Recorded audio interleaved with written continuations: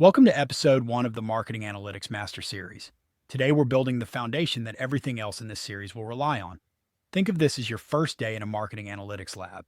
The equipment is around you, the dashboards are glowing, and you're about to learn the language of modern decision making. Here's the big idea. Marketing today is no longer about guessing. It's no longer about maybe this ad will work or the customer probably likes this. It's a quantitative discipline. A discipline where the organizations who win are the ones who can interpret data, predict behavior, and turn insights into action. And that's what this episode is about. What is marketing analytics? Why does it matter? And how does it all fit together? You don't need a math background or years of analytics experience to begin this series. You just need curiosity. So let's break it down, step by step, like a professor walking you through your first modeling assignment.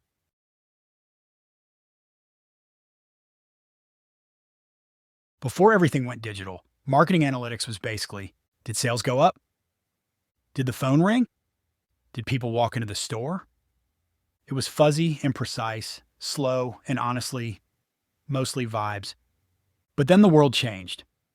We moved into an era where every interaction left a trace. A click, a scroll, a search, a swipe, an abandoned cart, a saved video, a paused moment on a landing page, a pattern in the timing of purchases. Suddenly, marketers weren't guessing anymore.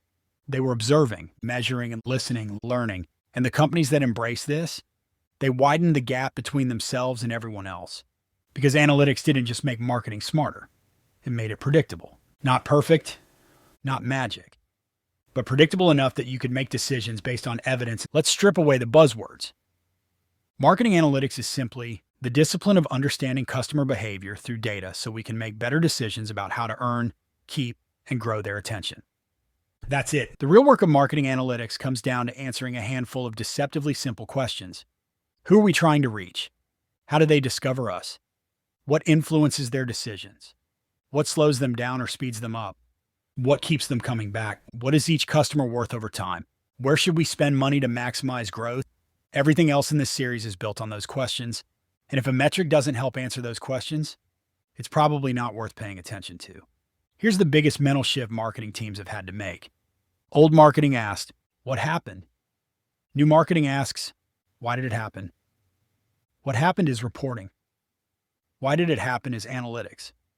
Reporting tells you like traffic was up, clicks were down, conversions dipped, email open rates improved. Analytics tells you the type of customer changed. A new competitor entered the space. Search intent shifted. The landing page introduced friction. People no longer understood the offer. Price sensitivity increased. The creative failed to create emotional resonance.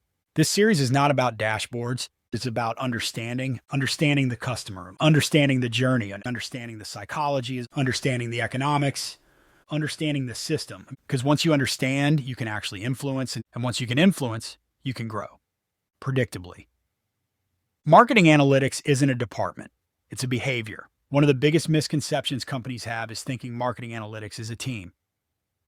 Marketing analytics is a way of reasoning, a way of seeing. It changes how you build campaigns, choose channels, shape creative team, design offers, evaluate performance, set budgets, build strategy. Think about customer value. When analytics is working, it doesn't feel like math. It feels like clarity. It's the moment a team says, oh, that's why customers aren't converting. Or, oh, the segment responds to social proof, not discounts. Or, oh, our top of funnel creative is attracting the wrong audience, and that's tanking our CAC. Or, oh, it's not the campaign, it's the timing. Analytics turns confusion into alignment, and alignment unlocks growth.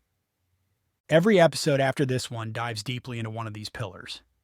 But let's preview how all the pieces fit. Pillar 1, understanding the customer. Segmentation, personas, behavioral patterns, psychological drivers, search intent. You cannot influence what you do not understand. Pillar 2, understanding the journey, funnels, attribution, multi-device behavior, drop-off points, frictions, and accelerators. This is where analytics becomes diagnostic. Pillar 3, understanding the future, forecasting, propensity modeling, churn prediction, demand curves, LTV, Great marketers aren't reactive, they're anticipatory. Pillar 4, understanding the system. Creative analytics, pricing analytics, optimization loops, budget allocation, strategy. This is where analytics becomes leadership. Everything we cover in the next 9 episodes connects back to these 4 ideas. Marketing is not chaos, it's a system. A very human system with very human behaviors that analytics lets us see more clearly. The real reason marketing analytics matters. So here's how this series is going to work. Each episode takes one major component of the marketing analytics engine and unpacks it, conversationally, practically, and with the same narrative flow you've heard today. Episode 2 dives into segmentation and personas. Episode 3 breaks down attribution and funnels. Episode 4 explores forecasting and prediction. Episode 5 tackles pricing. Episode 6 covers and ROI. Episode 7 unpacks digital behavior. Episode 8 ventures into LTV and retention. Episode 9 focuses on creative analytics, and Episode 10 looks ahead into AI, automation, and the future. By the end, you'll see marketing the way modern world-class teams see it, not as chaos, but as a system built on understanding, a system powered by behavior, a system guided by analytics,